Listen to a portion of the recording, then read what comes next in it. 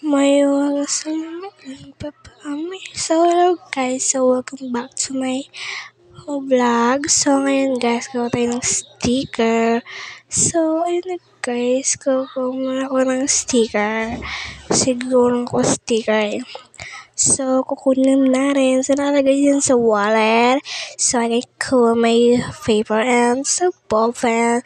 So ngayon guys, Blackpink pala yung gagawin natin. So, Blackpink yung gagawin natin. And cotton pens ang parang ball pen. So, sa term Blackpink. Blackpink lang siya kasi. So, Blackpink lang yan eh. So, suot muna ako. And so, pakita ko na sa inyo. Ganun ko lang. Pinabasa ko yung live para makuha siya talaga. So, kita ko sa inyo. Hindi nyo makita. So, pakita na. So, nakapilo siya. At siya na Blackpink. So, pipilitan na natin ng sticker yan. Pupunta yung sticker muna, guys. So, papilitan na natin ng sticker. So, ano yun siya?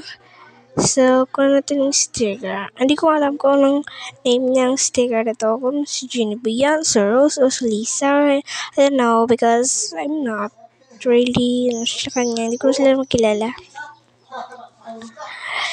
So, silagyan na natin, guys. So, lagyan na natin. Kita ko sa inyo. So, ito na siya, guys. So, palitan natin. So, palitan natin, guys. So, guys, nalaglag siya. Kukuha lang natin sa ilalim. Ay, hindi pala. So, manghimos muna tayo. Tapos, kukuha sa ibaba. Kasi nalaglag siya, guys, eh. Kasi hindi mapilit sa plywood. Hindi siya magpapilit. Because she's not pilit-pilit that. So, dapat siya pilit sa mga guys, para makakapit siya.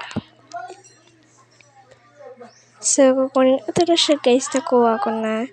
And, kuha ko na siya. Pero that's yung misa.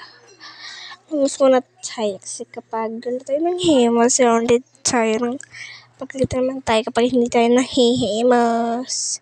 So, bye-bye!